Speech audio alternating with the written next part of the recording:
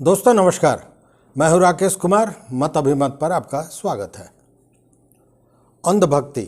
अब अंधभक्ति की बात लेंगे तो आप कहेंगे कि ये भाजपा की बात करेंगे या बाबा बागेश्वर धाम की बात करेंगे। नहीं, आज इस किसी की बात नहीं।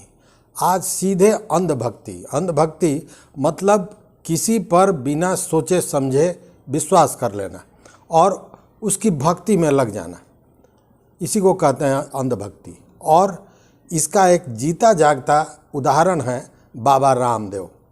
बाबा रामदेव योग गुरु, जिन्होंने स्वदेशी को बढ़ावा देने की बात कही, जिन्होंने आयुर्वेद को बढ़ावा देने की बात कही, जो टीवी के हर चैनल पर जब अपने प्रोडक्ट्स का प्रचार करने आते हैं तो कहते हैं कि उन्होंने ये संकल्प लिया है कि आयुर्वेद को बढ़ाएंगे, स्वदेशी चीज़ों को बढ़ाएंगे और आपको स्वस्थ रखेंगे, आपके बच्चों को स्वस्थ रखेंगे, ये उनका दावा होता है। साथ में हमेशा मांसाहार के खिलाफत की बात करते हैं। मांसाहार को वो बुरा मानते हैं, लेकिन वो अपने प्रोडक्ट के माध्यम से क्या जो लोग शाकाहारी हैं उनका धर्म भ्रष्ट नहीं कर रहे हैं? ये एक बड़ा प्रश्न है। और ये प्रश्न खड़ा हुआ है उनके दंतमंजन को लेकर, जिसका नाम है दिव्य दंतमंजन।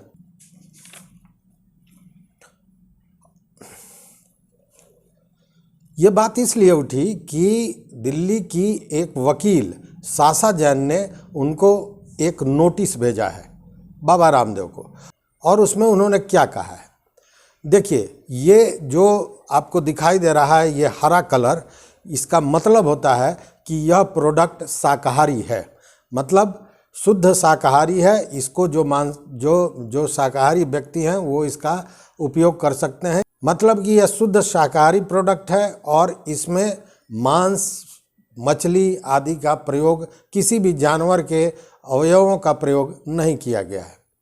लेकिन अब ये देखिए, इसमें ये जो भी बना हुआ है, जो जिन चीज़ों से ये प्रोडक्ट बना है, उसमें एक ये नाम है जिसका नाम यहाँ देखिए, समुद्री फेन। सकते हैं दोस्तों, इसके अंदर क्या क्या मिला हुआ है आप जानकर आपको अच्छा लगेगा। इसमें बबूल है, इसमें नीम है, तुम्बरू, पुदीना, माजूफल, सोंधा नमक, पिंपली छोटी, अकरकरा, लौंग, हल्दी, सॉफ्टेक भस्म, मिर्च काली, समुद्र फेन, कपूर, पेपरमिंट। दोस्तों इसके अंदर जो भी ये समुद्री फेन क्या होता है, इसका साइंटिफिक नेम भी इसमें दिया गया है, सीपिया ऑफिशियालिस। ये इसका साइंटिफिक नाम है। लेकिन इसका मतलब क्या होता है? इसका मतलब होता है सीधा कार्टेल फिश। कार्टेल फिश ये होता है और इसी के हड्डियों के चूरा को इस दंतमंजन में डाला जाता है और इसके इंग्रेडिएंट में लिखा भी हुआ है बाज़ाब्ता। तो ये बताइए कि जब ग्रीन ये सिंबल दिया जाता है, ग्रीन सिंबल का मतलब ये शुद्ध शाकाहारी है, और इसमें जब आप मछली के वो हड्डियों का उपयोग कर रहे हैं, उसके हड्डियों के चूरा का उपयोग कर रहे हैं, तो फिर ये शाकाहारी कैसे हुआ? ये एक बड़ा प्रश्न। और इसी प्रश्न को उठाया है साशा जैन ने, जो अधिवक्ता हैं। उन्होंने नोटिस भेजा है। आप देखते होंगे टीवी का कोई भी चैनल जब आप खोलेंगे तो आस्था वगैरह पर तो लगातार चलता है, लेकिन बाकी सभी चैनलों पर जब भी आप चैनल को खोलेंगे तो बाबा रामदेव जरूर आपके समक्ष दर्शन देंगे और वो यही कहेंगे कि आयुर्वेद का बढ़ावा करने का उन्होंने संकल्प लिया है, स्वदेशी को बढ़ावा देने का संकल्प किया है, भारतीयता की बात करेंगे, शाकाहारी की बात करेंगे, ये सारी बातें करेंगे, और खुद अपने प्रोडक्ट में मांसाहारी चीज़ों का उपयोग कर रहे हैं। इसी को लेकर ये पूरा नोटिस है। लेकिन ऐसा नहीं है कि यह पहली बार हुआ है। इसके पहले भी बाबा रामदेव पर कई बार विवाद उठे हैं और वो विवाद में घिरे रहते हैं, चाहे रामलीला मैदान से भागने से लेकर और आज तक जब भी देखेंगे तो विवादों में अपनी बातों से घिरे रहते हैं। आपको याद होगा कोरोना का वो समय जब उन्होंने बाज़ाब्ता एक चैनल पर ये कहा था कि लाखों लोगों की जो मौत हुई है उसका जिम्मेवार एलोपैथ है, एलोपैथ दवाइयाँ खाने से मौत हो लाखों गई। लोगों की सुनिए मौत एलोपैथी की दवा खाने से हुई है। जितने लोगों की मौत हॉस्पिटल न जाने के कारण से हुई है, ऑक्सीजन न मिलने के कारण से हुई है, उससे ज्यादा लोगों की मौत ऑक्सीजन के बावजूद हुई है, दवा एलोपैथी की दवा मिलने के बावजूद वहीं हुई उसके है। बाद उन्होंने डॉक्टर्स को क्या कहा, वो एलोपैथ डॉक्टर जो दिन रात इलाज में लगे हुए थे, हजारों की संख्या में इलाज करने के दौरान कोरोना से संक्रमित होकर उनका देहांत हो गया था, उनके विषय में उन्होंने कहा था कि ये डॉक्टर नहीं, ये टर्टर हैं। और अगर डॉक्टर तो मैं हूँ कि बिना सर्टिफिकेट के भी मैं डॉक्टर हूँ, ये रामदेव बाबा का कहना था। ये अभी देखिए आप। बोले मुझे डॉक्टर बनना है, टर टर टर टर टर टर टर टर करते रहते, टर बनना है, टर डॉक्टर 1000 डॉक्टर तो अभी कोरोना की डबल वैक्सीन लगाने के बाद मर गए। कल क्या समाचार है? कितने? 1000 डॉक्टर डबल वैक्सीन लगाने के बाद भी मर गए। अपने आप को ही नहीं बचा पाई, वो कैसी डॉक्टरी? तो मैंने कहा डॉक्टर बनना है तो स्वामी रामदेव जैसा बन, जिसके पास में कोई डिग्री नहीं और सबका डॉक्टर है। Without any degree, with divinity, with dignity, I am a doctor. इसी में उन्होंने कहा था कि जो डॉक्टर खुद को नहीं बचा सकते हैं वो दूसरों को क्या बचाएंगे। और उसी समय कोरोनिल की बात आई थी। उन्होंने कोरोनिल दवा का इजाद किया था और ये कहा था कि कोरोनिल दवा जो है वो कोरोना को बिल्कुल ठीक कर देगा। उसके बारे में उन्होंने यहाँ तक कहा था कि WHO का सर्टिफिकेशन प्राप्त है, लेकिन बाद में फिर मामला ये उलझा, विवाद ये फैला कि WHO ने कहीं से उसको सर्टिफिकेट नहीं दिया था, लेकिन बावजूद गलत प्रचार करके कोरोनिल को लाखों और करोड़ों उससे उगाही की गई थी। दूसरी बात है कि बाबा रामदेव जी कुछ कह जाते हैं, लेकिन जब आप या कोई पत्रकार उनसे ये प्रश्न पूछता है तो वो उसे झेलना पड़ता है। अब देखिए, उन्होंने कहा था पेट्रोल के बारे में कि आप कैसा चाहते हैं, कम पेट्रोल, 30 रुपया 40 रुपया वाली सरकार। यह मामला है 2014 के पहले का। लेकिन जब पत्रकार ने पूछा तो उन्होंने क्या कहा, यह भी सुन लीजिए। उन्होंने कहा कि अब मैं बर्दाश्त नहीं करूँगा, इस तरह का सवाल हमसे मत पूछो। और बाद में जब पत्रकारों ने कहा कि आप ही ने ये बात कही थी, तब उन्होंने कहा था मैंने तो ये कहा था कि पूछ फाड़ दोगे मेरा।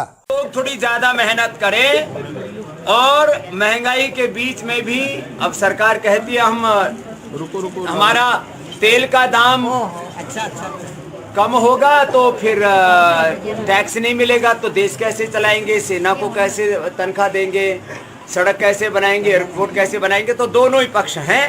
महंगाई कम होनी चाहिए, महंगाई भी ज़्यादा भी है, तो मेहनत ज़्यादा करो भाई। मैं भी सुबह सन्यासी होके 4 बजे से लेकर 10 बजे तक काम करता हूँ, मेरे कुंसी छोरे भूखे मर रहे हैं।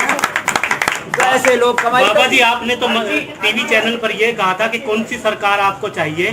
40 रुपए पेट्रोल वाली सरकार, 300 रुपए सिलेंडर वाली सरकार। अच्छे भी का कुछ आप ही ने कहा था सरकार बनी थी। आपने कहा था कि नहीं कहा था? बाबा जी मैंने कहा था पूछ पड़ेगा मेरी। हाँ बाबा जी, आपकी कंपनी पतंजलि, बाबा जी आपकी कंपनी पतंजलि ऐसे जाता है ना आदमी को ना। बाबा जी, आप ही ने कहा था। अरे आदमी को मैं कह रहा भाई ऐसे प्रश्न मत पूछो बाबा जी। मैं तेरे प्रश्नों का उत्तर देने के लिए कोई ठेकेदार है कि तू जो भी पूछा मैं उसका उत्तर दूं? जब एक बात कह दी, थोड़ा सभ्य बनना भी सीखो। आप ये बताओ, एक मिनट, सभी टीवी चैनल पर आप ही की बाइट चली थी और लोगों ने विश्वास किया। मैंने दी थी और अब नहीं देता, कर ले क्या करेगा? चुप हो जा, अब आगे से पूछेगा तो ठीक नहीं। तो इस तरह का बयान। और इतना ही नहीं, अब इससे ऊपर बढ़िए। आप जानते होंगे भारत के प्रतिष्ठित पत्रकारों में हैं पुण्य प्रसून वाजपेयी। और पुण्य प्रसून वाजपेयी उस समय एक प्रतिष्ठित चैनल में हुआ करते थे, जिसे आज के दिन में गोदी मीडिया के रूप में जाना जाता है। और वहाँ उन्होंने कुछ तल्ख सवाल पूछे थे बाबा रामदेव से। बाबा रामदेव ने यहाँ तक कह दिया था कि अब मैं आपको बर्दाश्त नहीं करूँगा। और सच में बर्दाश्त नहीं हुआ। बर्दाश्त इसलिए नहीं हुआ कि इस सवाल को पूछने के लिए जो हिम्मत और जो जानकारियाँ जुटाई थी पुण्य प्रसून वाजपेयी ने, उसके समर्थन में चैनल नहीं आया। चैनल ने बजाबते उनकी अपने यहाँ से विदाई कर दी। क्यों कर दी? इसलिए कि वो कहावत है कि सैया भय कोतवाल अब डर काहेगा। हिंदुस्तान जब आप बोलते हो, स्वदेशी बोलते हो और जिक्र करते हो मैं देसी मिजाज में का आदमी हूँ, तो हमें लगता है हिंदुस्तान की ज़रूरत क्या है? ऐसा बाबा जिसकी गाड़ी इतनी लंबी है, जो घूमता है चार्टर्ड पे, जिसके तमाम एड्स चलते हैं तमाम न्यूज़ चैनलों पे, जिसके पास इतना पैसा है कि वो टैक्स छुपाने के लिए अब उसने ट्रस्ट बना लिया है। मैसेजेस चार्टर्ड अकाउंटेंट से बात कीजिएगा, कहा था कि भविष्य में आपको टैक्स ना देना पड़े, इसीलिए आपने ट्रस्ट बना लिया। देखिए पुण्य प्रसून जी, इतने गंभीर आरोप नहीं लगा रहे हैं, झूठे आरोप नहीं लगा सकते। नहीं, आप लाइव कार्यक्रम है, बिल्कुल आप, मैं टैक्स की चोरी करता हूं, इस तरह की आप बात बोलेंगे, मैं आपको बर्दाश्त नहीं करूंगा। बीजेपी की सरकार है और बाबा रामदेव बीजेपी के एक तरह से कहें कि बहुत बड़े प्रशंसक या उसके प्रचारक रहे हैं, और उसके पीछे भी कुछ नहीं, अपने व्यवसाय को आगे बढ़ाना, उसको प्रसिद्धि दिलाना, यही सब, और साथ में सरकार का प्रोटेक्शन पाना, यही उनकी शायद नीति रही है। और पुण्य प्रसून वाजपेयी हटा दिए गए, जबकि कुछ वैसे मामले थे इसके पहले भी, कोरोनिल और तमाम तरह की बात, उसमें एक आध जगह यह भी कहा गया था कि वो अरेस्ट होंगे, तो उन्होंने क्या जवाब दिया था जरा ये सुनिए। ये कहाँ से ये हिम्मत आती है कि खैर अरेस्ट तो किसी, वो जो है उनका बाप भी कोई नहीं कर सकता स्वामी रामदेव को। लेकिन खैर ये तो बाबा रामदेव के इस दिव्य दंत मंजन की बात है। इस पर सवाल पूछे गए हैं, नोटिस भेजा गया है, इसका क्या जवाब आता है उसके बाद चीज़ें आएंगी। लेकिन क्या आप जानते हैं कि आयुर्वेद की जो दवाएं बनती हैं वो सभी शाकाहारी नहीं होती हैं? चूँकि आम धारणा यह है कि आयुर्वेद से जो दवाइयाँ बनती हैं वह शुद्ध शाकाहारी होती हैं, लेकिन ऐसा नहीं है। क्योंकि एक ट्विटर हैंडल है जिसका नाम है लाइव डॉक को जब आप देखेंगे तो उससे जो जानकारियाँ मिलती हैं उसमें यह बताया जाता है, जैसे एक दवा होता है मयूर चंद्रिका भस्म। इस मयूर चंद्रिका भस्म में मोर जो होता है, मोर के पंख का भस्म होता है।